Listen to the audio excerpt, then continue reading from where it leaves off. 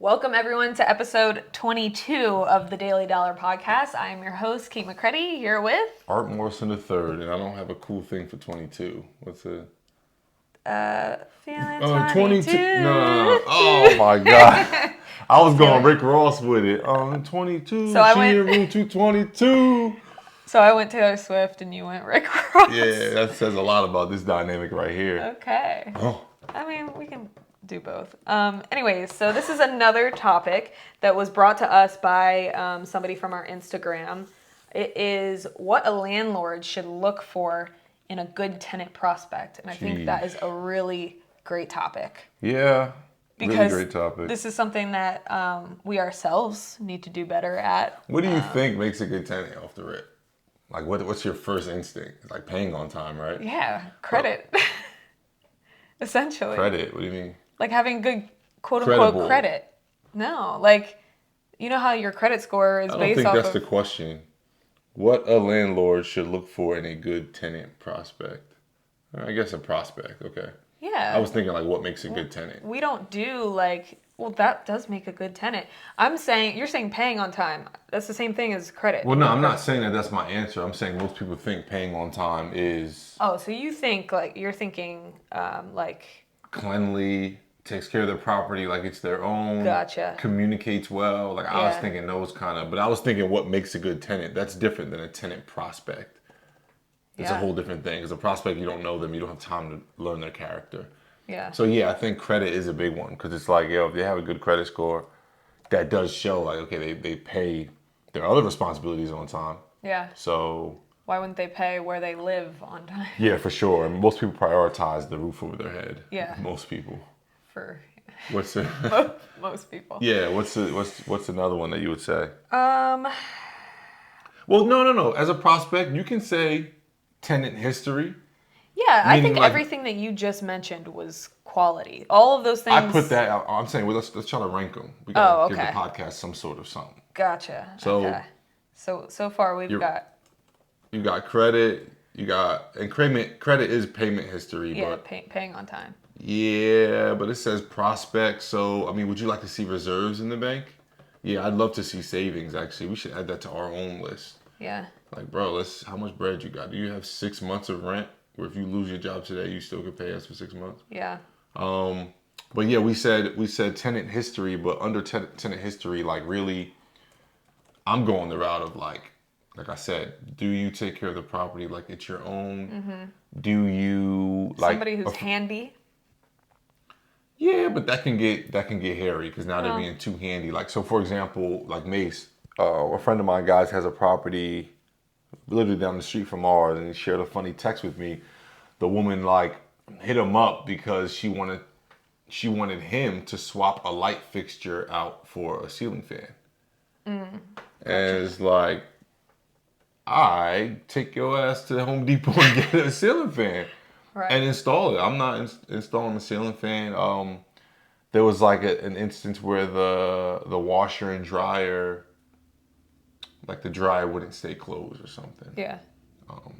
But it was like, that's an amenity that like, okay, you can go to the laundromat or like, hey, there's a sale at Best Buy. Go get your own washer and dryers and put it in there. So some blurred lines. I guess. There's definitely blurred lines, but my point of telling that story is like, you kind of do want a proactive eye-to-eye tenant that understands what the rent relationship like really is, and like what property management actually is, and what is the landlord's responsibility and what's not. Because you definitely get a nightmare tenant who does treat the property like it's their own, right, but also treats you like you're their personal, like, house taker carer. Right. Yeah. So. House taker carer upper. But you get it. We could patent that a little bit. Yeah. So. Bro, that's my big three. Not handy. I mean, you can put handy, but like, so handy. I think these are expectations that you have to set from the beginning. Handy just gets tough because, okay, if somebody's handy, you can't stop them from doing too much to the property. So now they move out and it's like, all right, you painted here, you knocked this wall out. Yeah, like what is happening? This is not the same part. You built this room in the basement illegally. Like now I have to deal with all those ramifications. So handy, I don't necessarily like look for. Now, handy can definitely come in handy. Sometimes if you have, let's say, a 4-family, Yeah. and you need someone to manage the other 3 units, and you Right. can almost treat them like a super. Yeah. You know what I mean? Like that. Then it comes in handy. For So lack what of do a you better do? term. Do you But I'm not decrease looking their for. rent a little bit? Yeah, you decrease their rent, Yeah. or that's all. You give them a discount on their rent, essentially. Okay. So I'm not.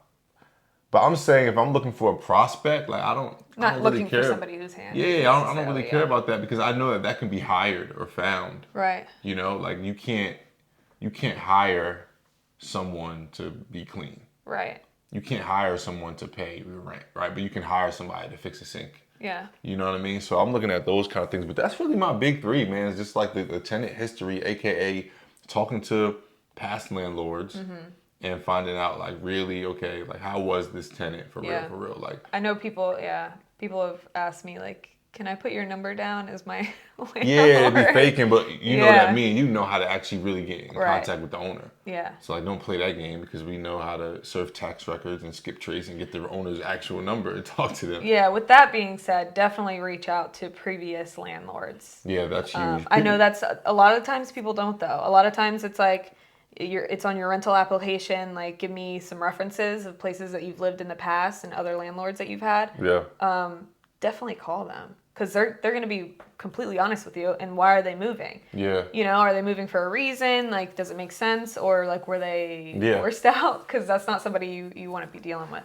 I really love we put savings, but I love like whether it's bank statements or pay stubs. Like I love that. I'm a little upset we haven't been doing that, but we have such a pipeline of people that need places that like we cut corners a little bit. Don't cut corners, episode whatever that was. Right. Don't But cut corners.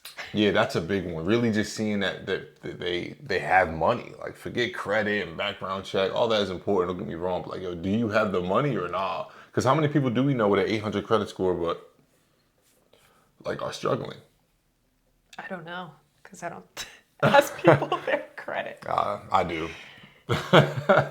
What's your credit score, if you don't mind me asking? Are you asking No, me right I'm not now? asking you on the air I what was your gonna credit say score is. we're gonna have to talk about this off air. Anyway, so I mean, those are the things I look for on a prospect. Do you have anything else before we sign off? No, I think that's it. It's pretty. I mean, it's Friendly.